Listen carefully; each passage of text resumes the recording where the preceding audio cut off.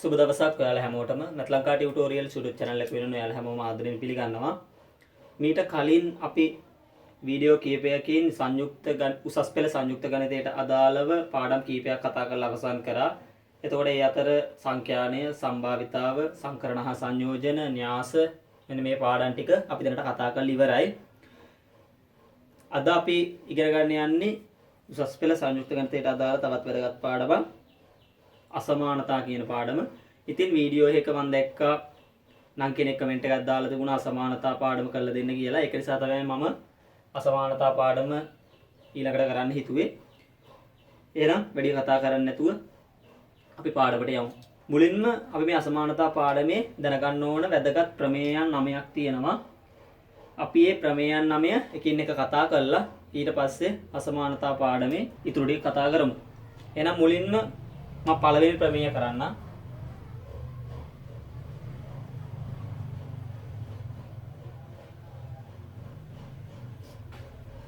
පළවෙනි ප්‍රමේයෙන් කියන්නේ මෙන්න මෙහෙම. A විශාලයි B ලෙස A හා B තාත්වික සංඛ්‍යා දෙකක් පවතිනවා නම් මෙන්න මේ අසමානතාවයේ දෙපැත්තටම C කියලා තවත් තාත්වික සංඛ්‍යාවක්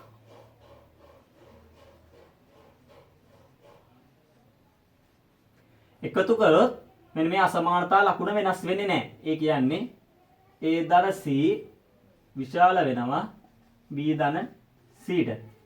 ඒ කියන්නේ මෙන්න මේ අසමානතාවයේ දෙපැත්තටම මෙන්න මේ C කියලා තාත්වික සංඛ්‍යාවක් එකතු කරෝතින් එහෙම නැත්නම් මෙන්න මේ C කියන තාත්වික සංඛ්‍යාව අඩු කරෝතින් අසමානතා ලකුණ වෙනස් වෙන්නේ නැහැ.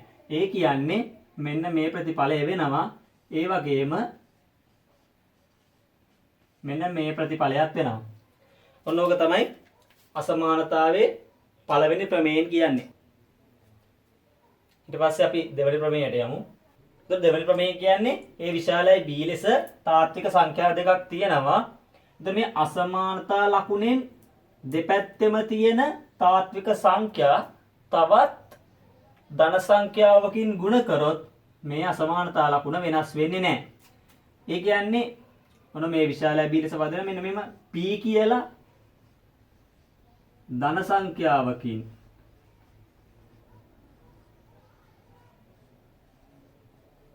අසමානතාවයේ දෙපැත්තම ගුණ කරොත් මේ අසමානතා ලකුණ වෙනස් වෙන්නේ නැහැ. ඒ කියන්නේ AP විශාලයි BP වෙනවා.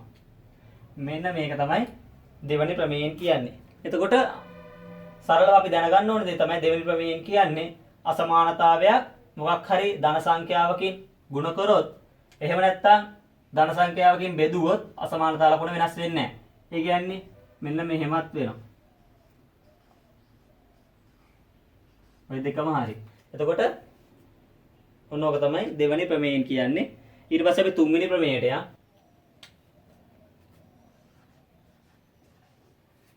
මෙහෙම A විශාලයි B විදියට තාත්වික සංඛ්‍යාවක් තියෙනවා නම් මෙන්න මේ අසමානතා ලකුණෙන් දෙපැත්තම Q කියලා ඍණ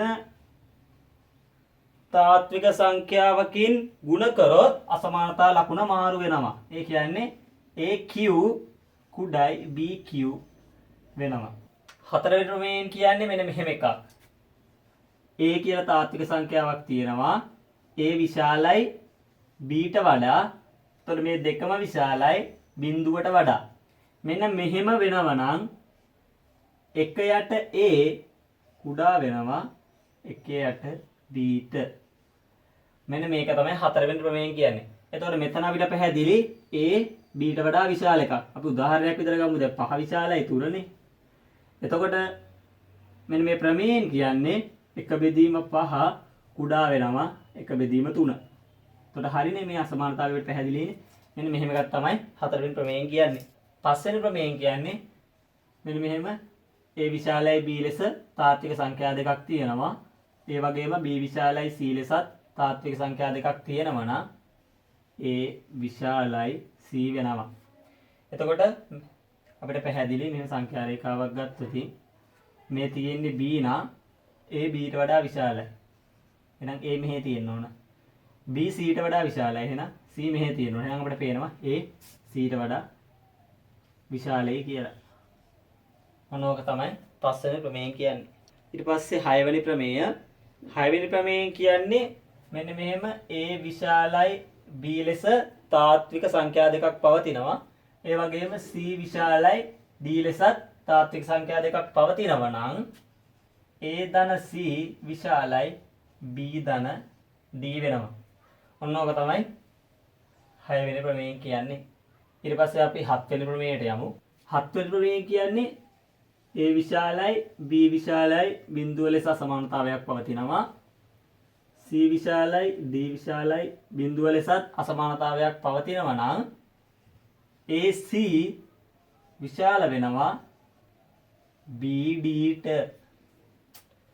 ඔන්න ඕක තමයි 7 වෙනි ප්‍රමේයය කියන්නේ. එතකොට මේකෙන් අපිට පැහැදිලි වෙන්නේ අසමානතා දෙකක මෙන්න මේ වගේ අසමානතා දෙකක විශාල පැත්තෙනුත් ඒ කියන්නේ මේ තියෙන විශාල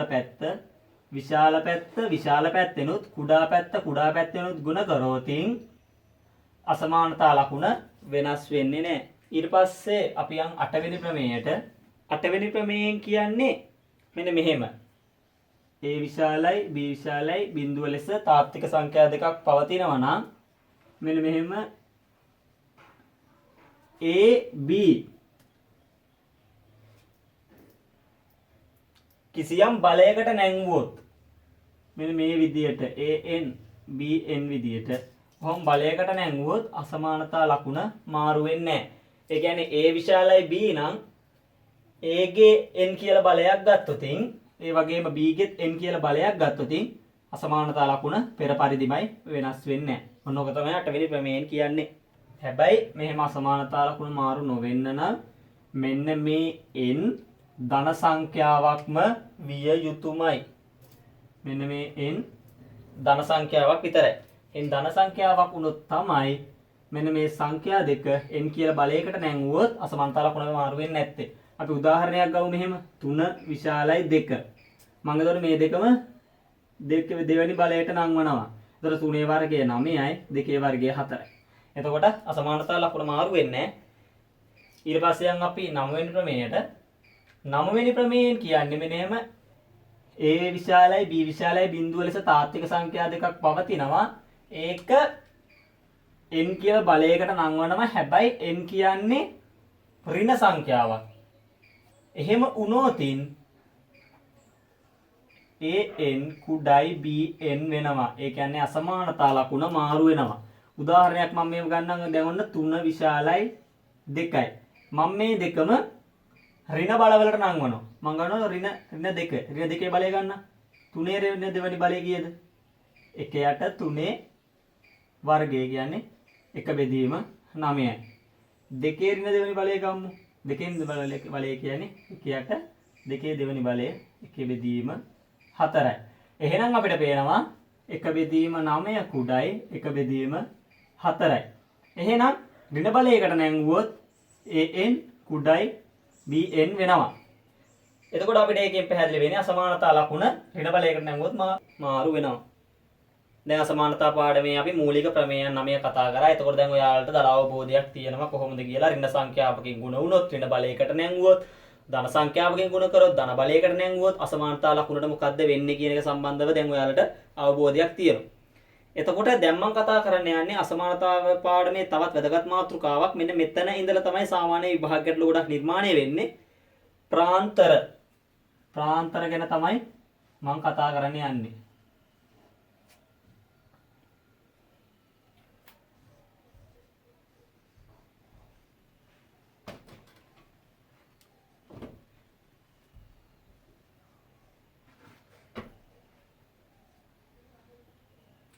මුලින්ම මම කියන්නම් මේ ප්‍රාන්තර යටතේ සංවෘත ප්‍රාන්තරයක් කියන්නේ මොකක්ද කියලා. මුලින්ම කියන්න සංවෘත ප්‍රාන්තරය කියන්නේ මොකක්ද කියලා. සංවෘත ප්‍රාන්තරයක් කියන්නේ මෙන්න මෙහෙම x කියලා එකකට a හා b ඇතුළුව. ඒ කියන්නේ a b ඇතුළුව a හා b අතර ඕනෑම සංඛ්‍යාවක් ගන්න පුළුවන් නම් අපි ඒක මෙන්න මේ විදිහට ලියලා පෙන්නනවා. a කුඩා හෝ සමානයි x කුඩා හෝ සමානයි b විදියට. මේකෙන් අදහස් වෙන්නේ x a ට වඩා විශාලයි b ට වඩා කුඩයි. ඒ කියන්නේ මේකෙන් කියවෙන්නේ මෙන්න මෙහෙම දෙයක්. x ට a ගන්නත් පුළුවන්. ඇයි මෙතන මේ සමානතාවයකුත් තියෙනනේ කුඩා හෝ සමානයි. a ගන්නත් පුළුවන්. a ට වඩා වැඩි හැම එකක්ම ගන්න පුළුවන්. හැබැයි b ට වඩා අඩු වෙන්න ඕන. b ගන්නත් පුළුවන්. මෙතන සමානතාවය තියෙන නිසා. අපි මේක සංඛ්‍යා රේඛාවක වෙන්න මේ විදිහට පෙන්නන්නේ a ගන්න a මෙන්න මෙහෙම ලකුණු කරනවා.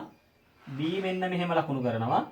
එතකොට අපි x පෙන්නන්නේ මෙන්න මේ සංඛ්‍යා රේඛාවේ මෙන්න මේ විදිහට a b පාට වෙන්න ඕන. ඇයි? a b ඇතුළුව නිසා a b පාට වෙන්න ඕන. එතකොට ඔන්නෝම තමයි අපි සංඛ්‍යා රේඛාවක සංවෘත පාන්තරය පෙන්වන්නේ. ඊට පස්සේ මම ඔයාලට කියන්නම් විවෘත ප්‍රාන්තරය කියන්නේ මොකක්ද කියලා.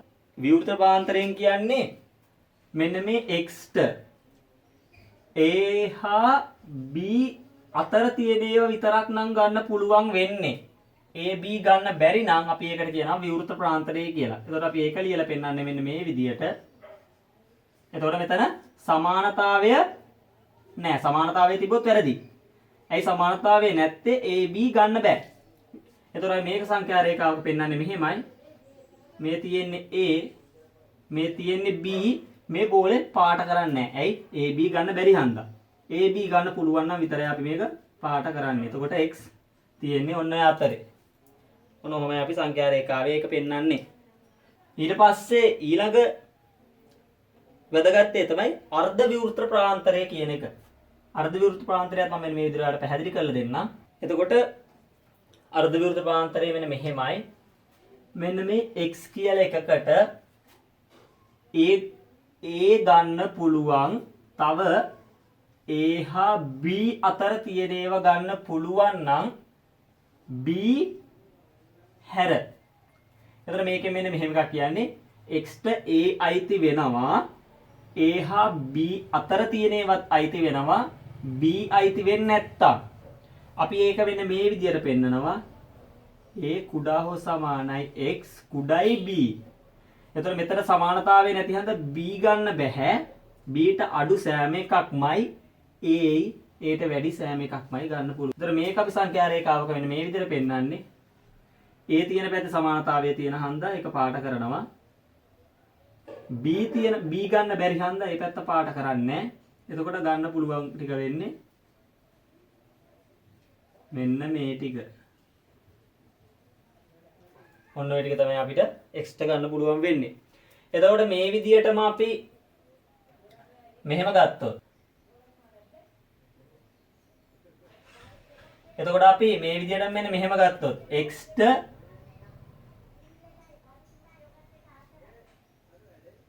a හා b අතර තියෙන ඒවා ගන්න පුළුවන්. b ඇතුළුව a හැර. එතකොට x ට a හා b අතර තියෙන සෑම සංඛ්‍යාවක්ම ගන්න පුළුවන්. b අයිති වෙනවා, a අයිති වෙන්නේ නැහැ. එහෙනම් අපි ඒක පෙන්වන්නේ මෙන්න මේ විදියට. a අයිති වෙන්නේ නැහැ, b අයිති වෙනවා. a හා b අතර තියෙන සියලුම ඒවා අයිති වෙනවා. එතකොට මේක අපි සංඛ්‍යා රේඛාවක මෙන්න මේ විදියට පෙන්වන්නේ. මේ තියෙන්නේ b, මේ තියෙන්නේ a. a පාට වෙන්නේ නැහැ සමානතාවය නැති හන්දා. එතකොට මෙන්න මේ අතර මෙන්න මේ ටික තමයි x ට ගන්න පුළුවන් වෙන්නේ. මීට අමතරව තවත් අපි සංඛ්‍යා රේඛාව කොහොමද වෙන්න මේ අසමානතා ලකුණු කරන්න කියලා දැනගන්න ඕන දේවල් ටිකක් තියෙනවා. මම ඒ ටිකත් ඔයාලට මෙහෙම කියාගෙන යන්නම්. එතකොට මෙන්න මේ x ට a ට වඩා වැඩි සියලුම සංඛ්‍යා ගන්න පුළුවන් නම් a ඇතුළුව ඒත් එක්ක a ට වඩා වැඩි සියලුම සංඛ්‍යා ගන්න පුළුවන් නම් x ට අපි අසමානතාවය මෙන්න මෙහෙම පෙන්නනවා. a ට වඩා වැඩි x. හරිනේ? a ට වඩා වැඩි සියලුම සංඛ්‍යා x ට ගන්න පුළුවන් ඒත් ඇතුළුව මෙන්න මේක ලියනවා අනන්තය. එතකොට x තියෙන්නේ a අනන්තයයි අතරේ. අපි දන්නේ අනන්තය කියන්නේ කොහේද කියලා. එතකොට ඒට වඩා වැඩි සෑම එකක්ම ඒට ගන්න පුළුවන් x ට ගන්න පුළුවන්. එතකොට අපි ඒක මෙන්න මෙහෙම දක්වන්නේ. ඒත් අයිති වෙන හඳ විතර පාට කරනවා මේ පැත්තට. ඔහොම දිගටම දානවා. කෙලවරක් නැහැ. ඒට වඩා වැඩි සියලුම ඒවා ගන්න පුළුවන්. එතකොට ඊළඟ කාරණේ තමයි x ට ඒට වඩා අඩු සියලුම සංඛ්‍යා ගන්න පුළුවන් නම් ඒ ඇතුළුව අපි ඒක මෙන්න මෙහෙම පෙන්නනවා.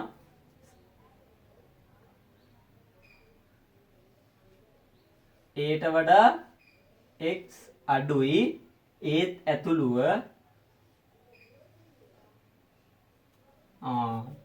එතකොට x තියෙන්නේ ඍණානන්තයයි ඒ අතර. ඒ කියන්නේ මේකෙන් අදහස් වෙන්නේ ඒට වඩා අඩු සියලුම අගයන් ඒත් ඇතුළුව. එතකොට මෙන්න මේ වගේ තැනක නම් ඒ තියෙන්නේ x ට ගන්න පුළුවන් වෙන්නේ මෙන්න මේ පැත්තට හොම කෙලවරක් නැතුව සියලුම සංඛ්‍යා ගන්න පුළුවන්. එතකොට මෙන්න මේ අසමානතා දෙකේ x ට ඒට වඩා වැඩි විතරයි නම් ගන්න පුළුවන්. ඒ අයිති නැතුව. එහෙනම් මෙතන මෙන්න මේ සමානතාවය නැහැ. එතකොට මෙතන පාට වෙන්නේ ඔන්න ඔහොම ලකුණු කරන්නේ. එතකොට ඒ විදිහටම මේකෙත් x ට ඒට වඩා අඩු ඒවා ගන්න පුළුවන්. මෙතන ඒ අයිති වෙන්නේ නැතුව මෙතන ඒ අයිති වෙන්නේ නැතුව එහෙම වුණොත් මෙතන මේ සමානතාවය එන්නේ නැහැ. මෙතන මේ බෝලේ පාට වෙන්නේ නැහැ. ඔන්න ඔහොම තියෙන්න ඕන. එතකොට ඔන්න ඕක තමයි ඔන්න ඔය ටික තමයි අපි දැනගන්න ඕන සංඛ්‍යා රේඛාවක කොහොමද මේ x ට අයිති අගයන් ලකුණු කරන්න කියලා. ඔය ටික තමයි අපිට දැන් A level විෂය නිර්දේශයට තියෙන්නේ. එතකොට අසමානතා ගැටලු වලදී අවශ්‍ය වෙන ප්‍රාන්තර සියල්ලම අපි දැන් කතා කරලා අවසන් කරා. අපිට දැන් තියෙන්නේ ඊට පස්සේ මේ දේවල් යොදාගෙන ගැටලු ටිකක් විසඳන්න. ඊට අමතරව පාඩමේ තව ඉදිරියට මාතෘකා කීපයක්ම තියෙනවා අපිට කතා කරන්න. එහෙනම් අදට වීඩියෝ එක දිග වැඩි වෙන හන්ද මම මෙතනින් නවත්තන්නම්. එහෙනම් අමතක කරන්න එපා subscribe කරලා නැත්නම් subscribe කරන්න අපේ channel එක bell icon එක click කරලා තියාගන්න. අලුත් වීඩියෝ එකක් දාපු ගමන් ඔයාලට ඒ වීඩියෝ එක ඔයාලා ළඟට ගෙන්නා ගැනීමේ හැකියාව තියෙනවා.